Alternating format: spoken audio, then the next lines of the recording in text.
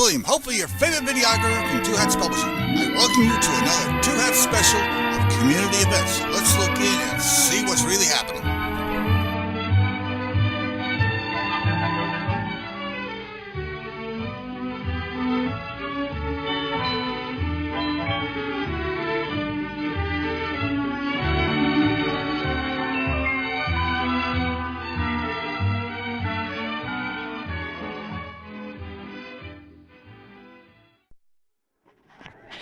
Where the singers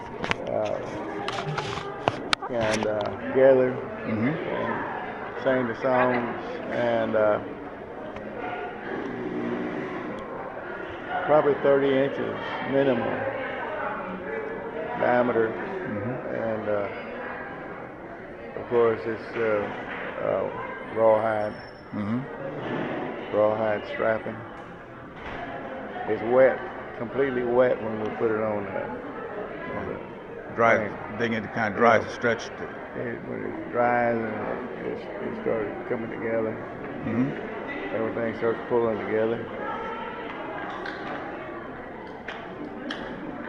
But it's got to have a right tone.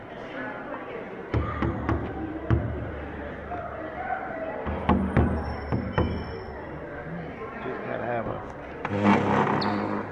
resonate. All right. Yeah.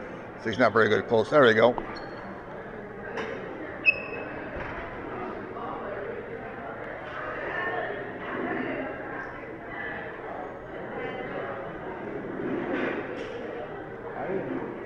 I just put it out the day before. You still got to get it out there. I didn't even cover it up yesterday.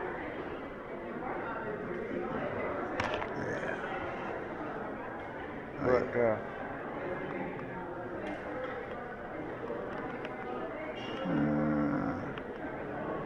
not getting the weight balance I like. See if automatics can do any better.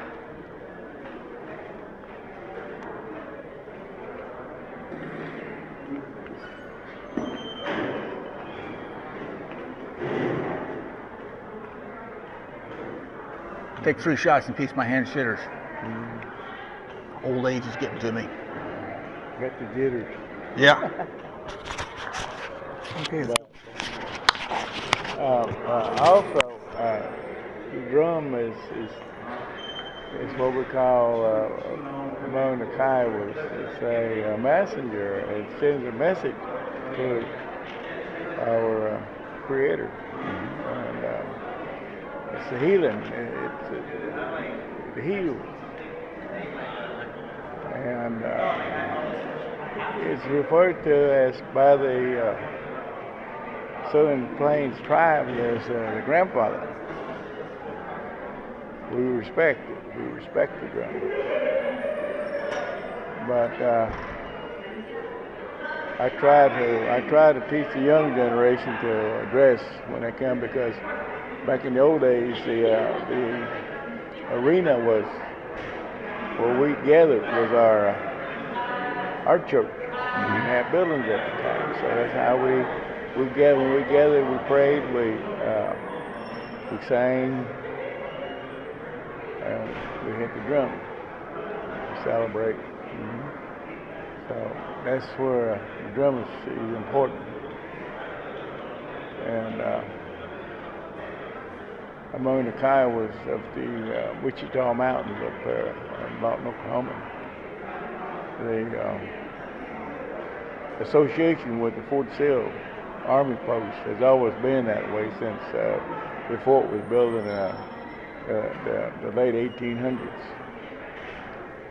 So it's always been a part of us. The Kiowas, Comanches, Apaches, Southern Cheyenne, Arapaho. But the fort was built primarily to guard the settlers against the Kiowas and Comanches at that time. So today is a very that association is still there. It's felt. We feel it when we during times that we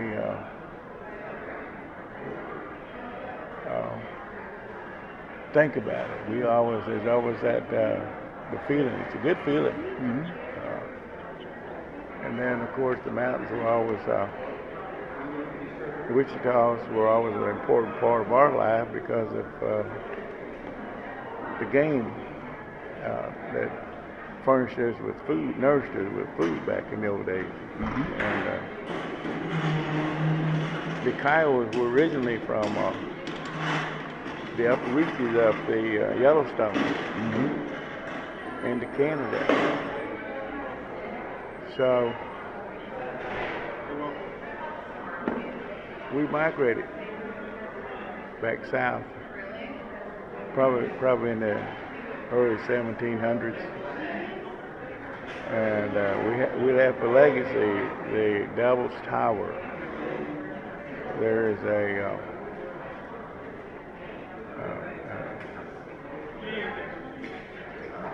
a script written there about our story of the seven sisters. Mm-hmm. So that is known now that we were travelers and we were on a migration, and we still carried that on in here when we settled at the Wichita. We still sent expeditions down into Guatemala, as far as Guatemala, back into Mexico, New Mexico, Utah, back east towards the Mississippi. Mm-hmm. So the Kiowas were travelers,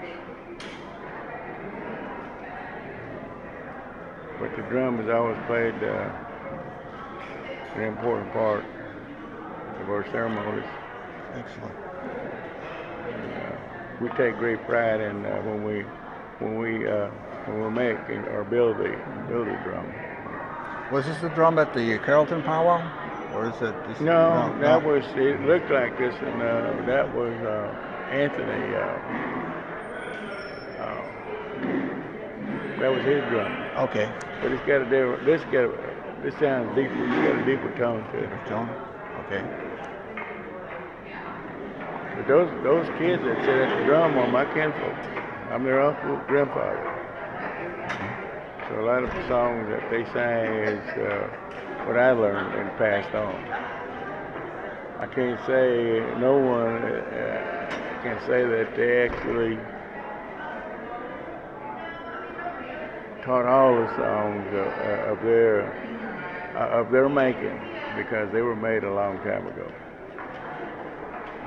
And when we sing, we don't have any script. We go by memory, and we go by a spiritual guide or guiding. A spiritual guidance lead us, help us. Mm-hmm.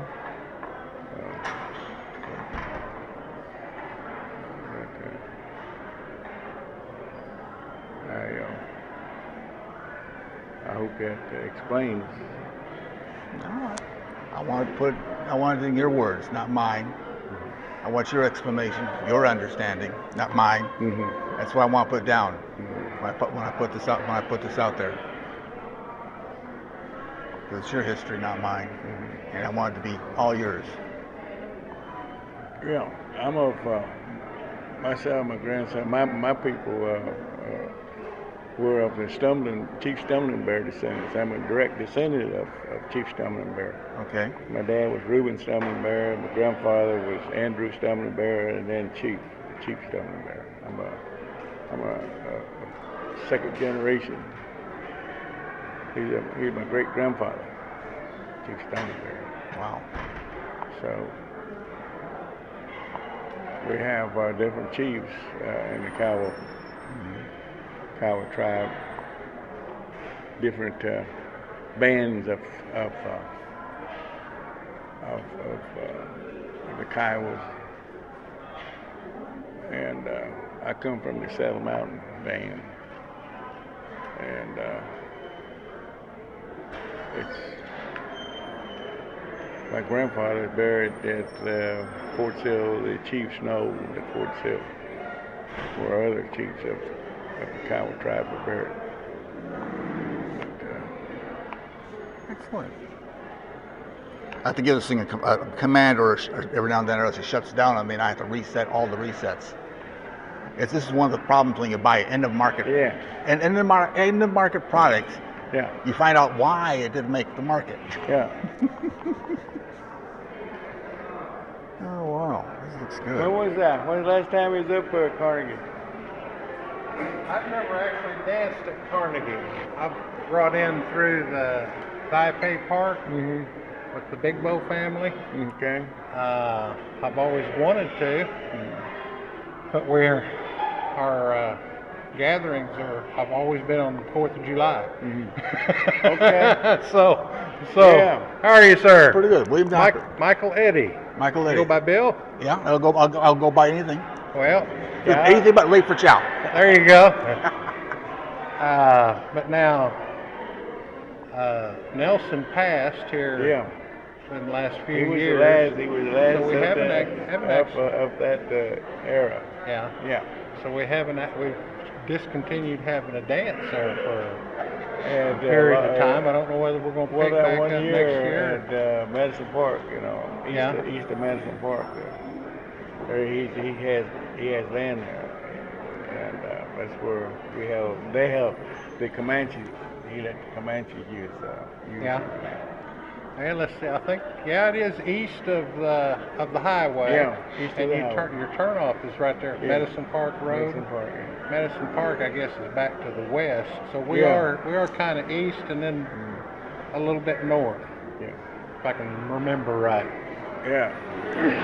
But since we've always had our powwows on the same weekend, and since I've been a pastor and attending school and having to be at school usually the next day or on that Sunday, I can only go in like one day, come in, dance with them a little bit. And You the Choctaw? I am Peoria, Peoria. all Peoria, right, yeah. Miami. Yeah, that's northeast Oklahoma. Yeah. Our headquarters now are up in Miami, Oklahoma. Yeah. Yeah. And there's 8 or 9 tribes right there in that corner. 8 in Oklahoma, I think Eastern Shawnee, if I'm not mistaken, or just across the state line. Eastern, yeah. But yeah, now Peoria is my membership. Mm-hmm. But I'm also Miami, but not Miami of Oklahoma, but the Eastern Miami. Part of us came to Oklahoma by the will of the United States military, Yeah. and we didn't like it here, and we went back home. Well, Basically an act of war at the time. Yeah. So the Eastern Miamis are not recognized federally. They won't because we don't even exist. Yeah. Yeah. Because you're supposed to be in Oklahoma. Right. Well, the Missouri, I have a band there in Missouri. In Miami, right across around Springfield, up in that area. up Really? there. Yeah. And they I have have never hatcheries. heard There's one man I met of that tribe used to live down here, and he went back home. The Cups family, and he started a hatchery, and then started raising catfish. I'll be darned. Because there's a lot of water, good water up there, Missouri is a pretty state. Yeah. As Been far there. as what I know, I believe I'm thinking Peru, Indiana, is where this branch of the Miami is Originally, where right? we're originally from, and that's where my people went back to. Probably, in all honesty, there wasn't probably enough of us that went back that we got noticed. But over the years have multiplied, and Yeah. But I like that history. Yeah. I am. Rebelled against the government of the United States and their military, and said, "I'm going home, do or die." I like that. Excellent. Yeah, we where we settled. I was telling where we settled, where we migrated back from the upper reaches of Yellowstone. Uh-huh. We were up around in Canada one time. and we came back south and settled at the Wichita's there at Lawton, Oklahoma. So that became we were on the north side, the Comanches were on the south side. Right there. The Wichita Mountains? Yeah. I'll be darned. Yeah. And so we did. So that was really kind but of. we fought on into 1870s. And we signed a peace treaty. To the very end. Yeah, we signed a peace treaty in 1867. 60. And my grandfather, Stumbling Bear, was one of the signees of the peace treaty at that time. White Bear, Saint Ide, and other chiefs, Big Bow, Big Tree, all that. But we didn't honor that because we weren't getting a fair shake, so we kept on. And I was telling him Fort Sill was built for that reason, to keep us under control. I think Apaches had a little bit to do with that too, didn't Well, they? the Apaches were nomadic like we were. They were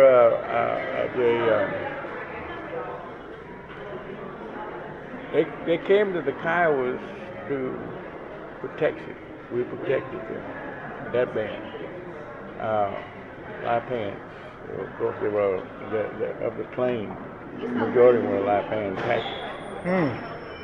And What they I would meant was that the Apaches held out to the very end as well. yeah, the Apaches of the Mescaleros, Yeah. of Geronimo's and that bunch, yeah. And but we weren't associated with that bunch. We were associated with a bunch that was on the plains. And so now there's Kiowa Apaches.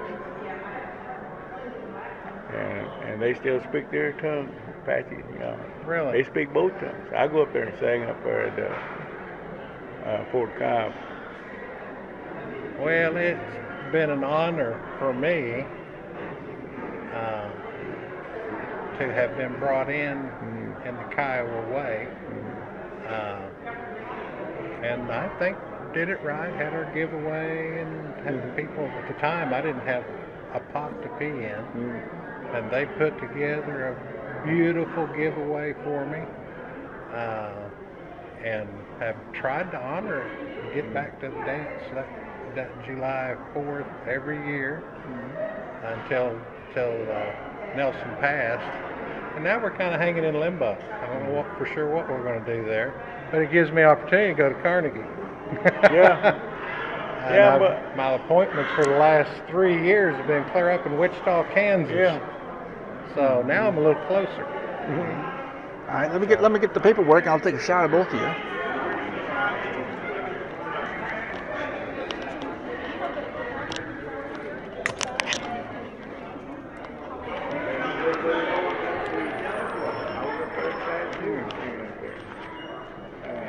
They're good friends of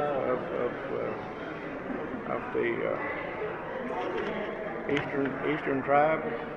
Yeah. I love going to their powwow, but have also been associated somewhat with the Achota ceremonial grounds.